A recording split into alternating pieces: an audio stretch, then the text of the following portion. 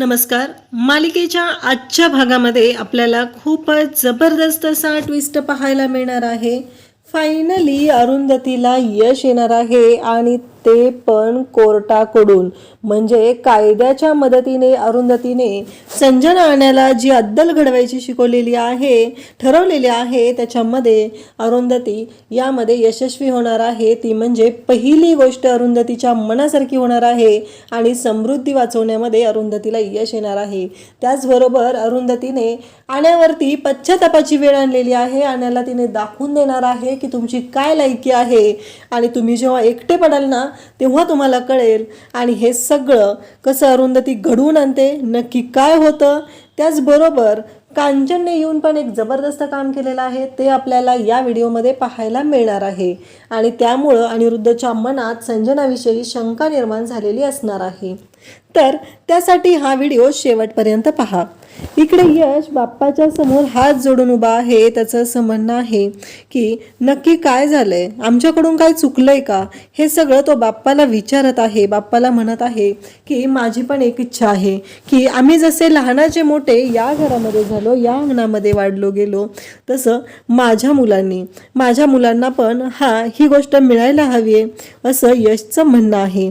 आणि यश बाप्पाला विनवण्या करत आहे. बाप्पाला म्हणत आहे की प्लीज देवा आमच्यावरती ही कृपा कर. पण मला एक कळत नाहीये, माझ्या आईनं आजीनं एवढे व्रत वैकल्य केले, उपास तापास केले, पण त्यांच्याकडून काय चुकलं म्हणून आज त्यांच्यावरती ही वेळ आलेली आहे. माझ्या आजीने एवढं सगळं केलं, इतकी वर्ष ती या घरामध्ये राहिली, आम्हाला सांभाळलं, तिच्या मुलांना सांभाळलं. म्हणजे जसं माझे आई काका आत्या ह्या घरात लहानाचे मोठे झाले, तसे आम्ही तिघही या घरामध्ये लहानाचे मोठे झालेलो आहोत. मग तिच्याकडून काय चुकलं म्हणून आज हा समृद्धी पडणार आहे. मला कळत नाहीये. मी आणि आप्पांनी म्हणजे आईच्या मदतीनं बाबांच्या विरोधात केस केलेली आहे. आम्ही कोर्टामध्ये उभे राहणार आहोत. पण माझ्या लक्षात येत नाहीये की मी नक्की काय करू. हे सगळं जेव्हा बोललं जात असतं तेव्हा मात्र इकडे आपल्याला पाहायला मिळतं की आप्पांची बाजू घेत, त्याचबरोबर मी आईची बाजू घेत कोर्टात आज उभा राहणार आहे. पण या सगळ्याचा परिणाम काय होणार आहे ते मला कळत नाहीये. मला एवढंच माहिती आहे की मला हा समृद्धी वाचवायचा आहे. मान्य आहे, आता घर जरा डागडूग करायला आलंय, पण ती डागडुजी करायची पण आम्ही तयारी दाखवलेली आहे. मग का असं होतंय, मग का ह्या गोष्टी अशा कराव्या लागतायत आणि हे सगळं कधी होणार आहे, हे सगळं यश बोलत असतो. यशचं असं म्हणणं असतं की काहीही झालं तरी मला आता समृद्धी वाचवायचं आहे. समृद्धीच्या बाबतीत जे काय होत आहे ते मला अजिबात बघवत नाहीये. मला त्रास होतोय. माझ्या आई बाबांना म्हणजे बाबांनी जो निर्णय घेतलेला आहे त्यामुळं आप्पांना आणि आजीला जो त्रास होतोय त्यासाठी मला काहीतरी करावं लागणार आहे. हे सगळं यश बोलत असतो. यशचं असं म्हणणं असतं की देवा प्लीज हे जे काय घडत आहे ना त्याबद्दल आमची मदत कर, आम्हाला याच्यामध्ये यश मिळू दे.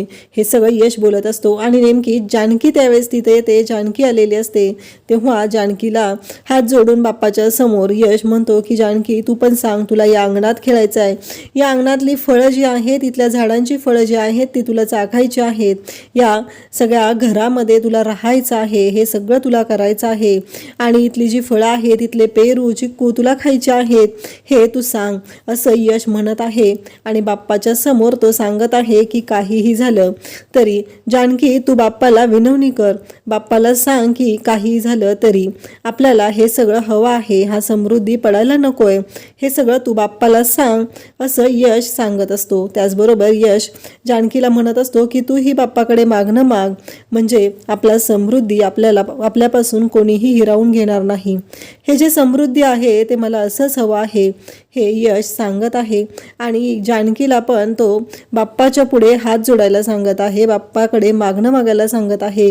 एवढंसं लहान लेकरू आहे, त्याला पण असं वाटतंय की आपला समृद्धी हा वाचला पाहिजे, हे यश दाखवत आहे. इकडे आपल्याला पाहायला मिळतं की अरुंधती जी आहे ती आता तिला जे वकिलांनी लिहून काढायला सांगितलेलं आहे, आत्तापर्यंत 26 वर्षामध्ये ज्या गोष्टी घडलेल्या होत्या, म्हणजे जे घडत होतं की काही झालं तरी अनिरुद्धने जे अरुंधतीशी चुकीचं वागलेलं आहे त्या सगळ्या गोष्टी अरुंधतीने लिहून काढायला सांगितलेल्या आहेत आणि त्या सगळ्या गोष्टी अरुंधतीला वकिलांनी लिहून काढायला सांगितलेले आहेत. ते सगळं लिहिलं जात आहे आणि त्याचबरोबर आपल्याला पाहायला मिळतं की तेवढ्यात डोरबेल वाजते. अरुंधती म्हणते, एवढ्या उशिरा कोण आला आता? अरुंधती उठते, दरवाजा उघडते तर दारात अनिरुद्ध आलेला असतो. अरुंधती म्हणते, तुम्ही? आई आप्पा आत्ताच झोपलेले आहेत, तुम्ही जाऊ शकता. तेव्हा अनिरुद्ध म्हणतो की मी त्यांच्याशी बोलायला नाही आलेलो, मला तुझ्याशी बोलायचं आहे. तेव्हा अरुंधती म्हणते, काय बोलायचं आहे तुम्हाला माझ्याशी? तेव्हा अनिरुद्ध सांगत असतो की मला तुझ्याशी बोलायचं आहे अरुंधती, मला जाणून घ्यायचं आहे की हे सगळं काय चाललं आहे. तू आप्पांना का भरीस घालते या वयामध्ये? त्यांना त्रास होईल, तुला माहिती आहे का? त्यांना झेपणार नाही. हे कोर्ट कचेरा या सगळ्यांचा त्यांना त्रास होईल. हे सगळं जेव्हा बोललं जात असतं तेव्हा अरुंधती म्हणत असते की तुम्ही केले ना हे सगळं, त्यांच्यावरती ही जी वेळ आणलेली आहे ती तुम्ही आणलेली आहे. तुम्हाला असं वाटत होतं ना, म्हणून हे सगळं झालेलं आहे, असं अरुंधती आता ठामपणे अनिरुद्धला म्हणत असते. अनिरुद्ध अरुंधतीला म्हणत असतो, तुला माहिती आहे का कोर्ट कचेऱ्यामध्ये किती खर्च होणार आहे, काय होणार आहे ते? कारण काही झालं तरी तेवढी तुमची कपॅसिटी आहे का? तुम्ही करू शकाल का या सगळ्या गोष्टी? असं अनिरुद्ध बोलत असतो. तेव्हा अरुंधती म्हणते की ते आम्ही बघून घेऊ, तुम्ही त्याचा विचार नका करू. त्याचबरोबर अनिरुद्धला अरुंधती हे सांगत असते की तुम्ही त्या गोष्टींचा विचार करू नका, तुम्ही समृद्धी पाडायचा विचार करण्याआधी आई आप्पांचा विचार करायला हवा होता. त्यांना काय वाटेल काय नाही वाटणार या गोष्टींचा विचार तुम्ही त्यावेळेस करायला हवा होता. हे अरुंधती अनिरुद्धला दाखवत असते आणि त्याचबरोबर अरुंधती सांगत असते की तुम्ही चुकलेले आहात, तुम्ही ही वेळ आणलेली आहे आप्पांवरती, तुमच्यामुळं आप्पांना कोर्टाची पायरी चढावी लागत आहे. तेव्हा अनिरुद्ध म्हणतो की त्यांचं जाऊ दे, तुझं काय होणार आहे याचा विचार केलायस का तू? कारण तुला माहिती आहे का या 26 वर्षात जे काय घडलेलं आहे सगळे तुझ्या चारित्र्यावर शिंतोडे उडतील. तेव्हा अरुंधती म्हणते, शिंतोडे काय माझ्या चारित्र्यावर उडणार आहेत का? आणि तुमचं काय? तुम्ही काय धुतल्या तांदळासारखे होता का? म्हणून तुम्हाला असं वाटतंय की तुम्ही यातून सुखरूप बाहेर पडाल, पण ते शक्य नाही. ही गोष्ट तुमच्या बाबतीत पण लागू होणार आहे, तुम्ही पण तेच केलेलं आहे, हे लक्षात येतंय ना तुम्हाला? हे सगळं जेव्हा बोललं जात असतं तेव्हा मात्र इकडे अनिरुद्ध म्हणत असतो की शेवटी आता तुलाच निर्णय घ्यायचा आहे, तुला जर तसंच वाटत असेल तर भेटूया आपण कोर्टामध्ये.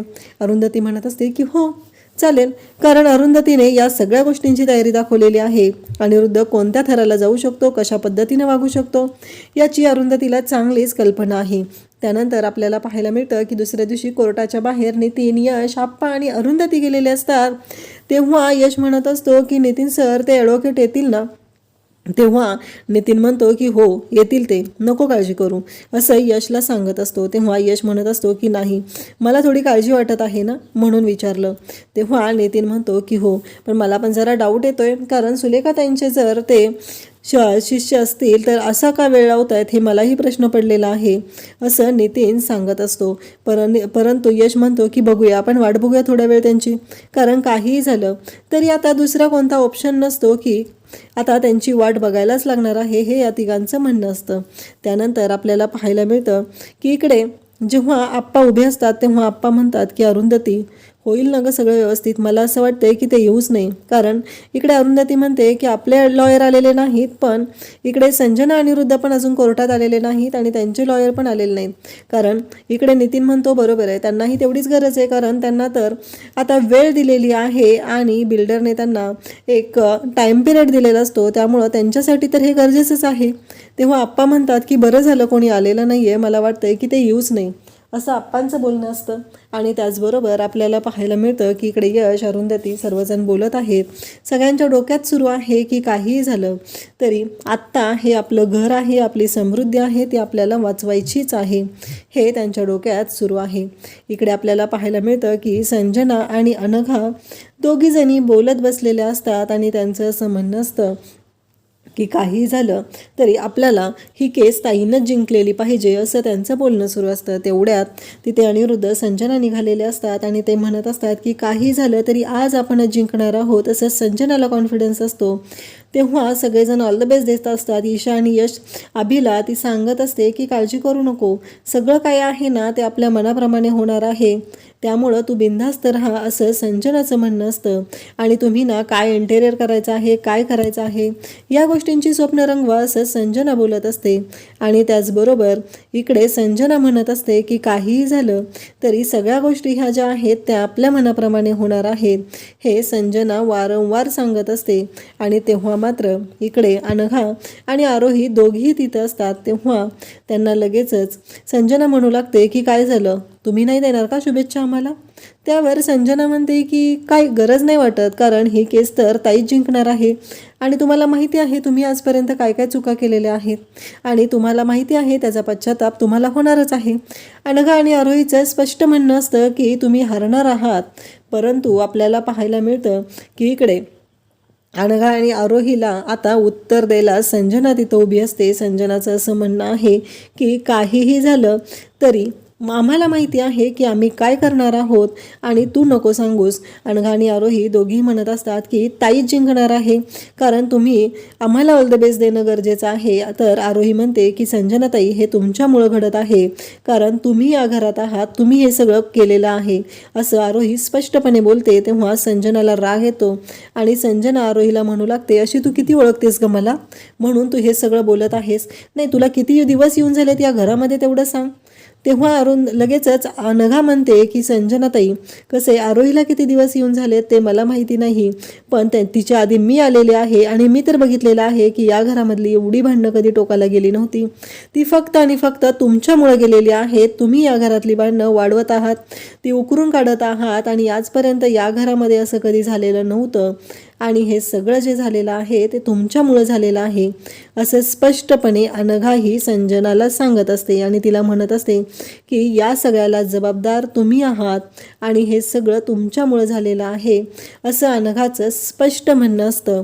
आणि त्याचबरोबर अनघा म्हणत असते की काहीही झालं तरी मला माहिती आहे की आजपर्यंत या घरामध्ये अशी वेळ आलेली नव्हती आणि ही जी फक्त आलेली आहे ती तुमच्यामुळे आलेली आहे असं अनघा ठणकावून सांगत आहे. इकडे आपल्याला पाहायला मिळतं की यश म्हणत असतो की नितीन सर मला ना थोडासा डाऊट येतोय, ते वकील येतील ना, म्हणजे मला कळत नाही आहे. तेव्हा नितीन म्हणतो काळजी करू नको यश, सगळं व्यवस्थित होणार आहे. आप्पा म्हणतात की अरुंधती थोडंसं पाणी देशील का गं, जरा घशाला कोरड पडली आहे ना, मला ना काळजी वाटते आणि ही वेळ आपल्यावर कधी येऊ नये असं वाटलं होतं, पण तीच वेळ आपल्यावर आलेली आहे ना, त्यामुळे मला जरा टेन्शन आल्यासारखं होतंय. तेव्हा आप्पांना हे सगळेजण समजून सांगत असतात की आप्पा काळजी करू नका, सगळं काय ते होणार आहे ते व्यवस्थित होणार आहे असं सगळेजण सांगत असतात. आप्पा म्हणतात की ठीक आहे, पण आप्पांच्या मनात एक भीती असते की काही झालं तरी हे सगळं व्यवस्थित सुरळीत पार पडेल ना, कारण आपण आपल्या मुलाच्या विरोधात कोर्टात उभे आहे. आप्पा म्हणतात की आज कोर्टाच्या बाहेरपर्यंत यायची मी धाडस दाखवलेलं आहे, जर आज आले नाहीत ते तर बरं होईल, म्हणजे नक्कीच आपल्याला पुढच्या वेळेस कोर्टाच्या आतमध्ये जाण्याची हिंमत माझ्यामध्ये आलेली असेल असं आप्पा सांगत असतात. तेवढ्यात ॲडव्होकेट तिथे येतात आणि मग ते बोलत असतात की सॉरी आत्ता जर सुलेखाताई असताना त्यांनी मला अंगठे धरायला लावले असते इथं. तेव्हा अरुंधती म्हणते की ठीक आहे, इट्स ओके. आणि त्यानंतर ते म्हणतात कसं आहे, मी सुलेखाताईंचा शिष्य आहे मान्य आहे मला, पण त्यांनी तुम्हाला माझ्या फीबद्दल वगैरे सांगितलं आहे ना. तेव्हा लगेच नितीन म्हणतो की त्याची काही काळजी करू नका, तुमच्या फीबद्दल वगैरे सगळं बोलणं झालेलं आहे आणि तुमच्या फीच्या बाबतीत आम्ही सगळी तयारी केलेली आहे असं नितीन डायरेक्टली त्यांना सांगत असतो. तेव्हा ते म्हणतात की चला आता काळजी करायची काहीच गरज नाही, सगळं काय ते होणार आहे ते आपल्या मनाप्रमाणे होणार आहे हे सगळं बोललं जात असतं. आणि त्यानंतर अरुंधती त्यांच्याकडे पाहत असते आणि अरुंधती म्हणत असते की आता सगळ्या गोष्टी व्यवस्थितच झाल्या पाहिजेत, काही झालं तरी आपण जिंकणार आहोत, आपली बाजू सत्याची आहे आणि आपण आज ही केस जिंकणार आहोत एवढा कॉन्फिडन्स अरुंधतीला आलेला आहे. आप्पांना आणि कांचनला फसवलेला आहे, या गोष्टीमुळे अरुंधती खरं तर पेटून उठलेली आहे. तिने अजिबात विचार केलेला नाही की तिला कोणत्या गोष्टी सहन कराव्या लागतील, कोणत्या गोष्टी भोगाव्या लागतील. ती या विषयावर या गोष्टीपर्यंत ठाम आहे की काहीही झालं तरी मी माघार घेणार नाही. इकडे आपल्याला पाहायला मिळतं संजना आणि अनिरुद्ध निघालेले असतात आणि त्याच वेळी दारात कांचन आलेली असते. कांचन आलेली पाहून आरोही अनघा दोघी धावत जातात. आजी या म्हणत त्या गेलेले असतात. तेव्हा कांचन दारातच उभी असते. तेव्हा अनिरुद्ध स्वतः जातो आणि म्हणतो की आई चल असं म्हणत तो कांचनला घ्यायला गेलेला असतो आणि त्यानंतर आपल्याला पाहायला मिळतं की कांचनला तो आत घेतो तेव्हा कांचन आणि लगेचच संजना बोलायला सुरुवात करते, म्हणजे आई तुम्ही आलात? हां, मला वाटलंच होतं तुम्ही याल. आणि म्हणजे आप्पांनी केस मागं घेतली. आणि इकडे अनघा आरोही सर्वजण थांबलेले असतात, ते बघत असतात आणि संजनाने स्वतःच जाहीर केलेलं असतं, म्हणजे आम्ही तुम्हाला सांगितलं समजून त्या दिवशी, तुम्ही आप्पांना सांगितलं, नशीब आप्पांनी तुमचं तर ऐकलं म्हणायचं, एकदाची केस मागे घेतलेली आहे. आणि तेव्हा लगेचच कांचन म्हणते की हे बघ, आप्पांनी केस मागे घेतलेली नाही, त्यांनी माझं ऐकलेलं नाही, मी आता तुम्हाला सांगायला आलेले आहे.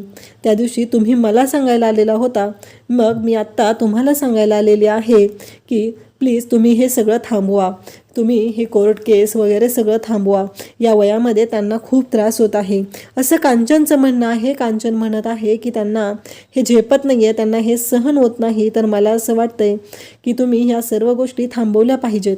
काही झालं तरी आप्पांना या सगळ्या गोष्टींचा त्रास व्हायला लागलेला आहे, हे कांचनच्या लक्षात आलेलं आहे, म्हणून कांचनने हा निर्णय घेतलेला असतो.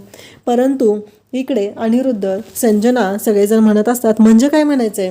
कांचन म्हणते, आमच्या डोळ्यासमोर असं नका वागू तुम्ही, काही झालं तरी मला असं वाटत आहे की आता या सर्व गोष्टी मी त्या दिवशी तुम्हाला समजवायला आले होते, आत्ता तुम्ही मला त्या दिवशी समजवायला आला होता, आत्ता मी तुम्हाला समजवायला आलेले आहे. तर मला फक्त एवढंच माहीत वाटतंय की काहीही झालं तरी तुम्ही आत्ता या सगळ्या गोष्टी सोडून देऊन आप्पांचा विचार केला पाहिजे, असं कांचनचं म्हणणं आहे. कांचन जेव्हा हे सगळं बोलत असते तेव्हा मात्र आपल्याला पाहायला मिळतं की इकडे संजना म्हणते, म्हणजे काय तुमची अशी इच्छा आहे का आम्ही सगळ्यांनी हे सगळं होईपर्यंत थांबायचं आहे?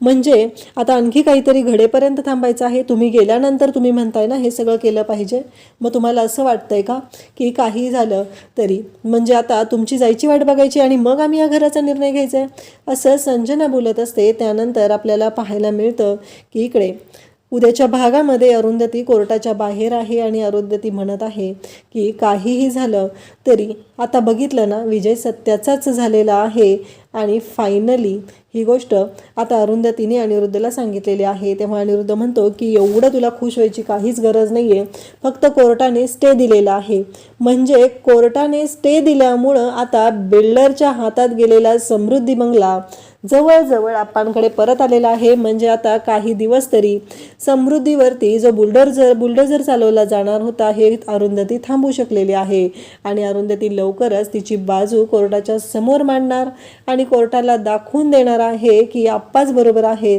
आप्पांना फसवून हे सगळं केलेलं आहे आणि फायनली अरुंधतीला यश मिळालेलं आहे. तेव्हा लगेचच अनिरुद्ध तिला म्हणतो की काही झालं तरी आम्ही सगळे पुन्हा एक होऊ आणि तुला दाखवून देऊ की आम्ही शेवटी एकच आहोत.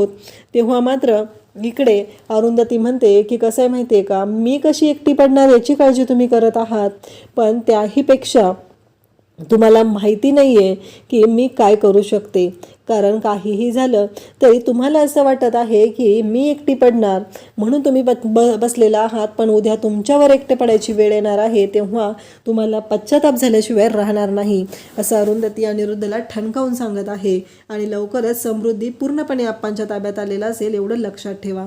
अशाच अपडेटसाठी चॅनलला सबस्क्राईब करा, त्याचबरोबर चॅनलशी कनेक्टेड राहा. थँक्यू.